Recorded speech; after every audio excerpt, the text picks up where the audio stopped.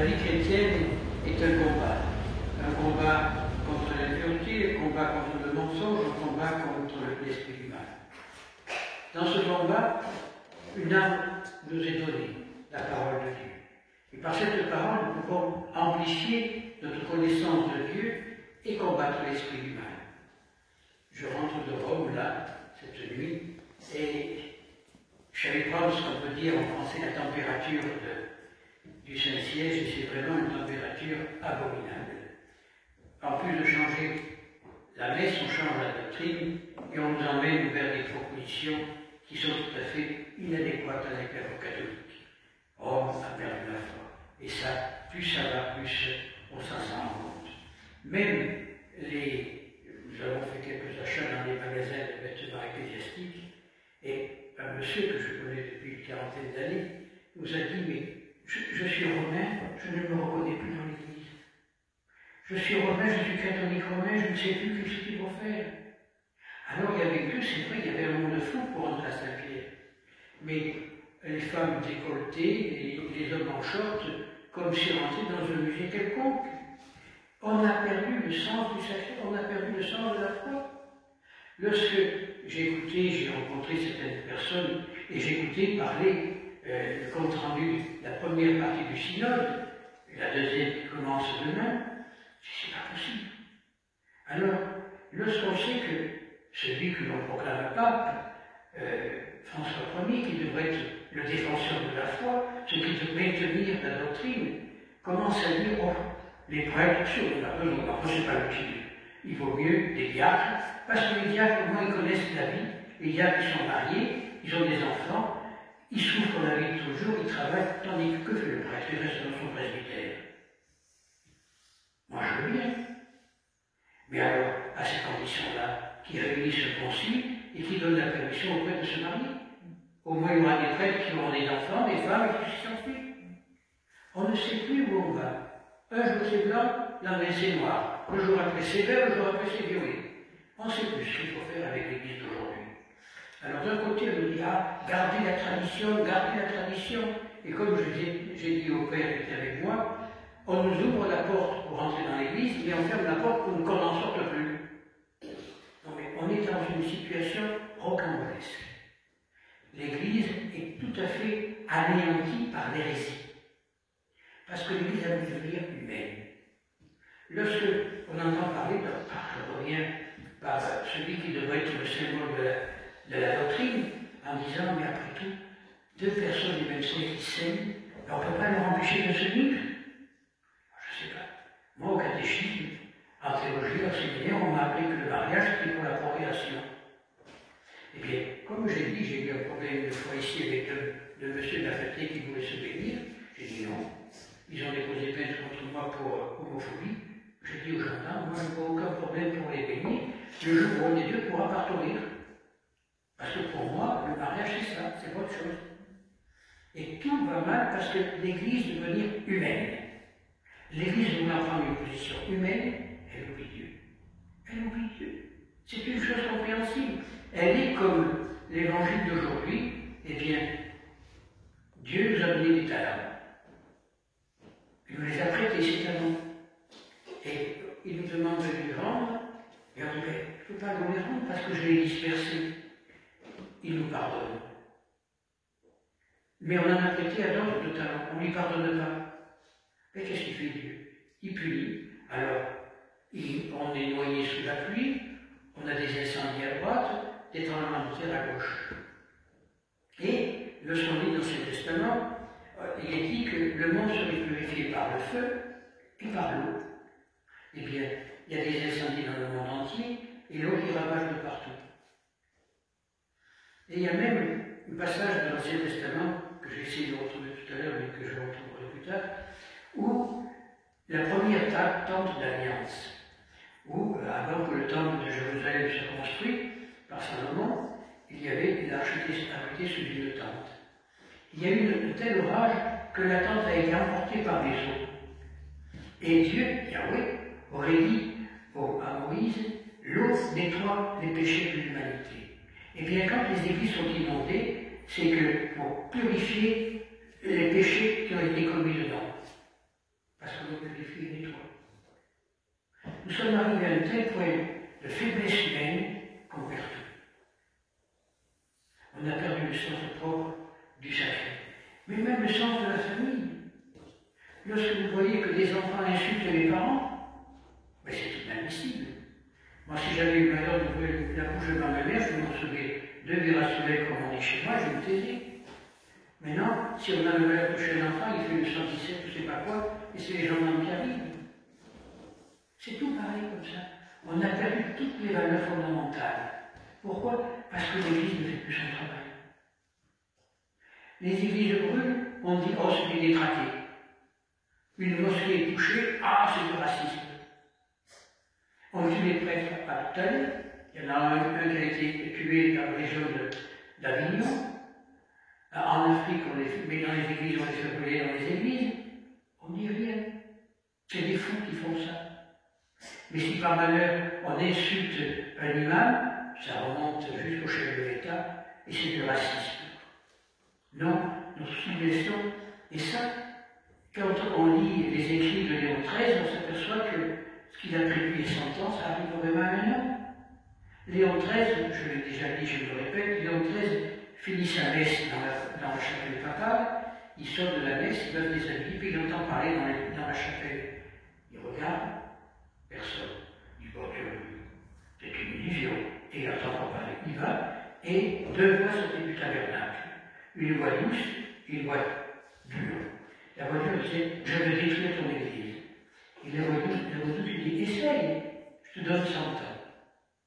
Et ben, dans 100 ans, tu verras que l'église tombera. C'est ce qui arrive. Alors Léon XIII a obligé à tous les prêtres de dire ce qu'on appelle les prières léontines à la fin de la messe contre le diable, prière à Saint-Michel Archange, qui ont été supprimées avec le concile. Lorsqu'il y a des cas de possession, et je sais que j'en ai vu dans ma vie, hein, mais là on dit non, non, il faut qu'il voie le psychiatre. On ne fera plus à rien. On ne fera plus au diable. Et c'est justement un frappeur à lui qui est présent. On n'a plus le respect de l'Eucharistie. On va dans les églises habillées n'importe comment. Comme j'ai dit à une dame hier, avant-hier sur la place Saint-Pierre, mais madame, vous avez vu comment vous êtes habillée? Si on vous êtes toute nue.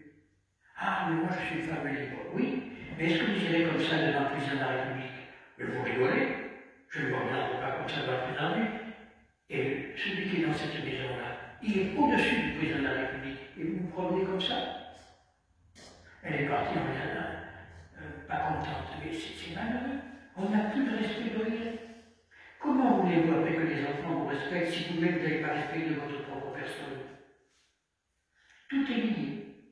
Tout est lié. Lorsque j'allais en classe, les professeurs étaient bien habillés, et ils n'étaient pas en jogging cradelle, non, chemise, cravate, et ils nous apprenaient l'éducation. Il fallait qu'on passe dans les mains si elles étaient propres. Maintenant, vous avez des professeurs qui sont, j'en ai vu l'autre jour à l'école, mais moi je ne leur donnerai même pas mes enfants, on dirait qu'ils sortent de l'étable. Comment voulez-vous qu'on apporte le respect si on n'a plus le respect de sa propre personne? C'est comme ça que tout va mal. Et vraiment, l'Évangile nous dit, soyez patients, parce que je vous rembourserai tout. Mais comment nous allons le rembourser? Par le respect, par la prière, par l'humilité. À l'heure actuelle, non. C'est à celui qui prendra le plus à l'autre. C'est à celui qui sera la plus dans la gloire. C'est pour ça que tout va mal. Nous sommes devenus un corps étranger dans notre propre maison. Pourquoi? Parce qu'on accepte tout et n'importe quoi. Moi je le dis, je n'ai rien contre personne. Chacun vit sa propre vie. Mais il faut. Moi, ma mère m'a appris que ma liberté s'arrête où commence celle de l'autre. Si je n'ai pas de respect pour moi, comment puis-je le voir pour les autres? Tout est lié. Tout est lié. C'est pour ça que Saint Paul nous dit de revêtir le casque du Seigneur.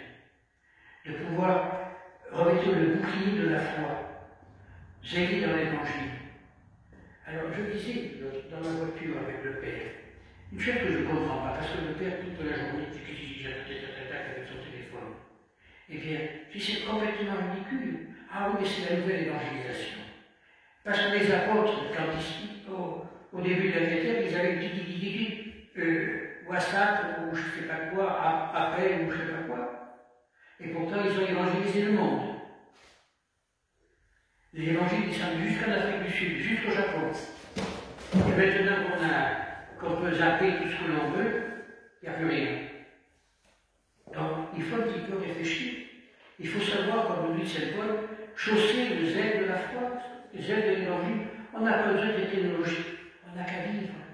Vivre la foi. Et c'est comme ça qu'on apprendra la foi. Ah, c'est vrai qu'il faut utiliser les moyens modernes. Mais il ne faut pas qu'on devienne esclave de ces moyens modernes. Et c'est ça le problème. C'est pour ça que depuis des années, je dis, nous on a voulu se noyer dans la foule, on a été noyé par la foule. Utilisons les moyens modernes quand on en a besoin. Mais ne soyons pas noyés par ces moyens. Alors, tout va mal à cause de ça.